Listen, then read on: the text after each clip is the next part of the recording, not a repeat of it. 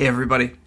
Today we're talking about hypothesis testing for the mean in the situation where the population standard deviation sigma is not known to us.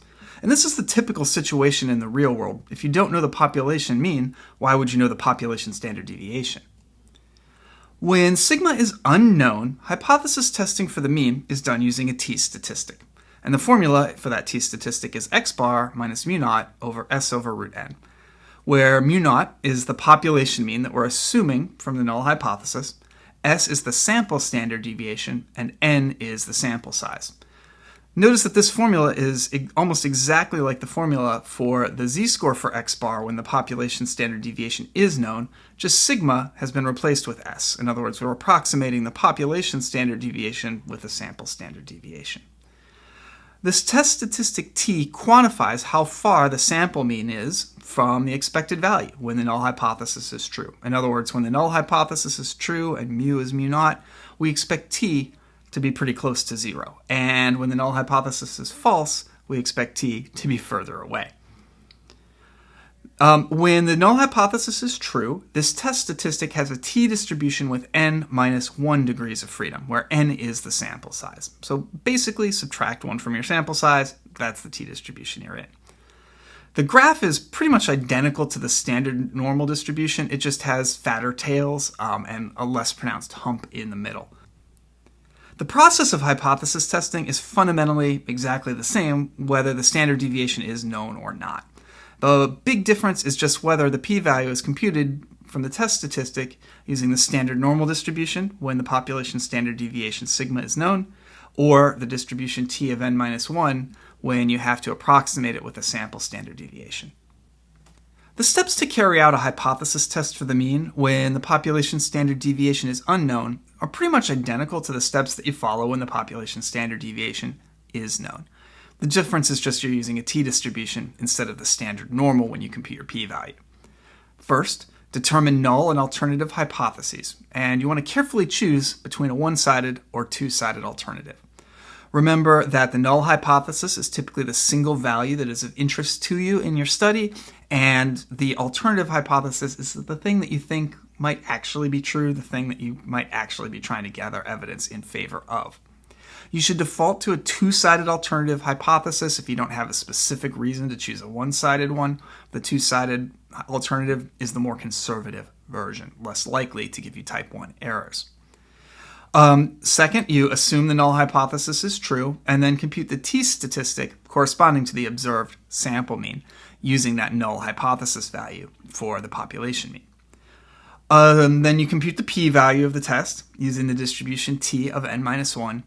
You compare the p-value you got to the significance level alpha, and if p is less than alpha, you reject the null hypothesis, and if not, then you don't reject the null hypothesis.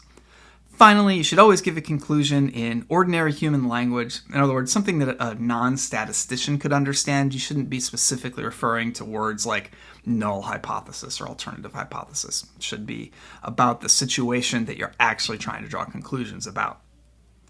So let's illustrate this procedure with a full example. The weight losses of 7 mice during an experiment are listed right here. Is there sufficient evidence to conclude that the mice lose weight on average under this treatment? Test at significance level alpha equals 0.05. So you should pause the video, give this a try following all those steps that I listed a moment ago, and ultimately giving me a conclusion about mice. So in this case, I want to do a one-sided alternative hypothesis. I'm interested in whether they lose weight on average. If they're gaining weight, that is not something that's going to be a problem for me. The null hypothesis, the value of interest, is 0. That corresponds to the situation where the treatment isn't doing anything at all. The alternative hypothesis, mu greater than 0, corresponds to the idea that on average, all mice on this treatment lose weight. By the way, notice the way the signs are working here. Positive numbers are weight loss, negative numbers are going to be weight gain. So these numbers are referring to losses. We need to compute the sample mean and standard deviation, and we should use technology for that, of course. I use R, and you can see the code right here. The sample mean ends up being 0.443, and the sample standard deviation, 0.642. Next, we need to plug into our formula to compute the t-statistic using that sample mean and standard deviation. We have a null hypothesis value of mu equals 0, corresponding to the situation where the treatment isn't doing anything at all, and of course a sample size of n equals 7. By the way, you should always round your numbers at the end of your calculation, not in the middle, so even though I said sample mean was 0.443, I'm plugging in 0.4428571 into this actual formula. We get a t-value of 1.28. And remember, the t-values are on roughly the same scale as z-scores, so our intuition on t equals 1.28 is that that's above average, maybe not exceptionally above average. To be a bit more specific, we're going to want to compute a p-value. Because we have a right-sided alternative, the p-value is going to be computed using the right tail in a t-distribution. Since n equals 7, a sample size of 7, we're going to be using the distribution t of 6. So, to compute p, the probability that t is greater than or equal to 1.82 in t of 6, we want to compute this shaded area that I'm showing in this picture. In R, the command is 1 minus pt of 1.82, 6, and the result is about 0.059. In this case, p is greater than the significance level of 0.05, so we're unable to reject the null hypothesis. There's insufficient evidence to conclude that this experiment is associated with weight loss in mice on average.